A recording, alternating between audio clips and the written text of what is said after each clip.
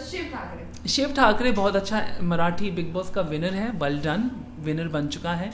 अब यहाँ उसको विनर बनाने की कोई ज़रूरत नहीं है। उनकी जो जर्नी, जो वीडियो बताया गया, जर्नी वीडियो अभी जो वीडियो है,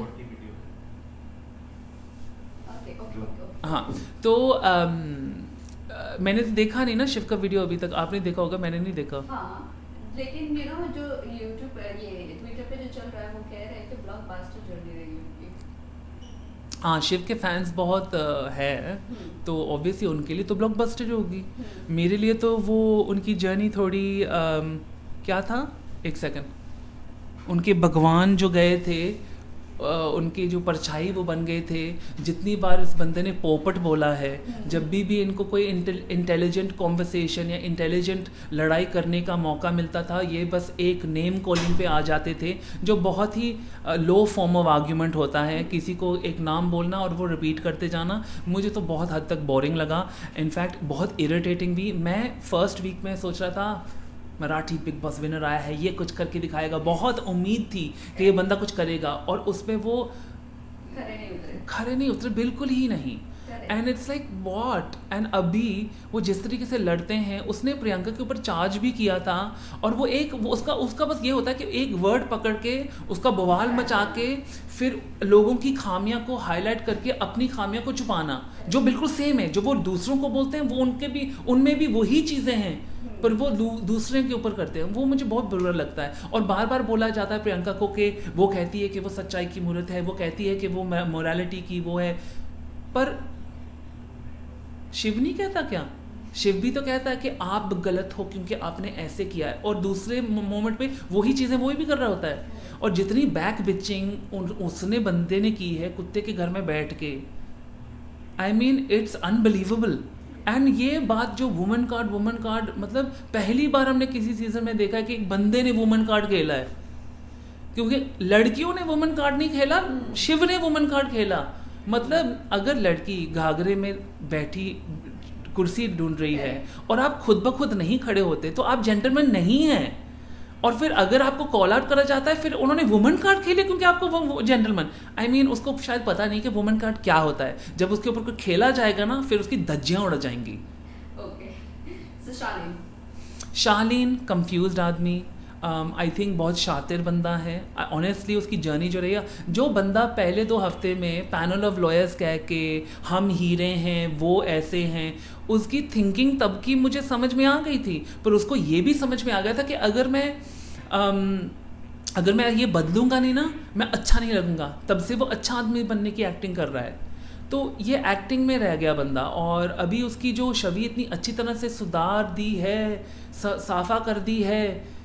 आई हैव टू से कि जब सुंबल उसके साथ ऑब्सेस थी, जो बाय द वे टीना का वर्ड नहीं था, वो सलमान खान का वर्ड था। तो आई थिंक टीना और शालीन बिल्कुल बराबरी के भागीदार है सुंबल की तबाही के उस टाइम पे। पर उसमें तो सुंबल भी कहीं ना कहीं इन्फैचुएटेड थी शालीन के साथ, वो दिख रहा था साफ साफ। इनफैक्ट शालीन के जो जर्नी वीडियो में हमने देखा है, वो ज़्यादा टीना और सुंबल को ही दिखाया है, शालीन को कम दिखाया है। तो इट्स लाइक ये किसका वीडियो है? और ये दिखा के टीना को पिशाचनी बता के आपने इसको अच्छा आदमी बना दिया, तो what is the point of that? सच में प्रियंका और शालीन के वीडियो में शालीन विनर लग रहा है भाई, जिस तरीके से उसका वीडियो बनाया है।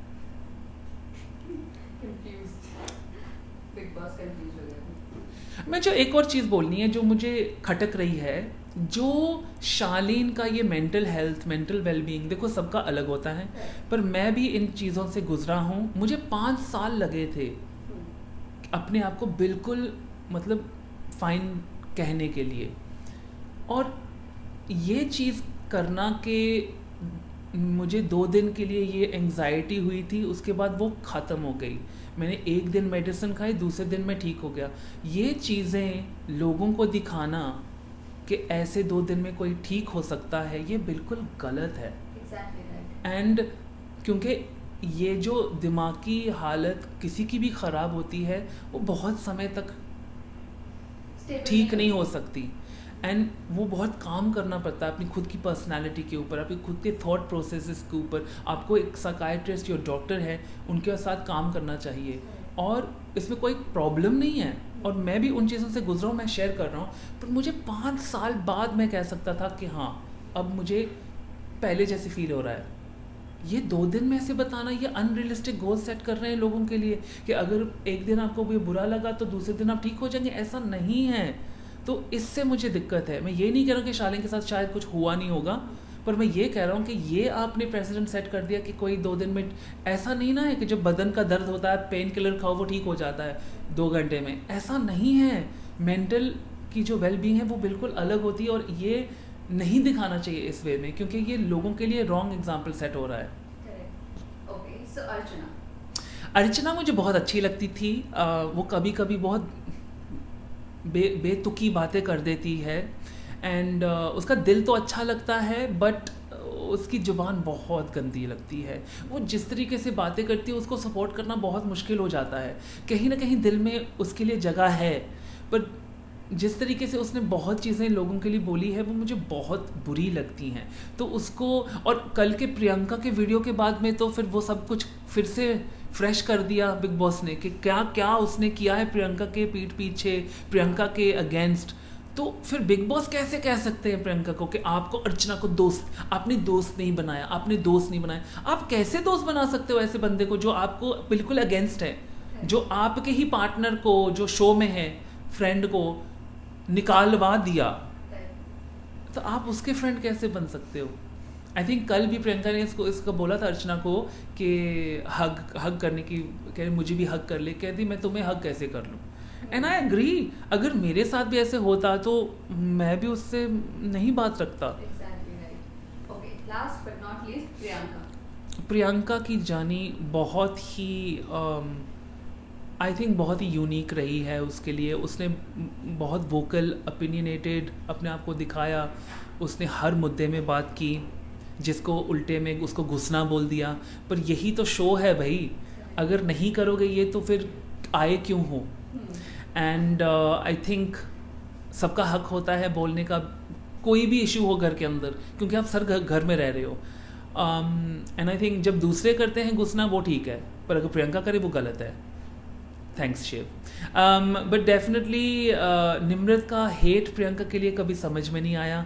वो अगर वो बिग पता नहीं कौन सा बिग शो था, वहाँ से उस प्रियंका को ज़्यादा इम्पोर्टेंस मिल गया, तो वहाँ से उसकी हेट उसके लिए पैदा होगी। वो तो जेलसी होगी ना। फिर वो बार बार दिख रहा था कि निम्रत बस बिल्कुल जेलस करती है प्रियंका से, वो दिख रहा था। एंड इट्स रियली सैड, क्योंकि ऐसे करना is really sad. So I think Priyanka की जर्नी सबसे ही ज़्यादा टेस्टेड रही है। आई थिंक वो सबसे बड़ी डिज़र्वेड विनर है।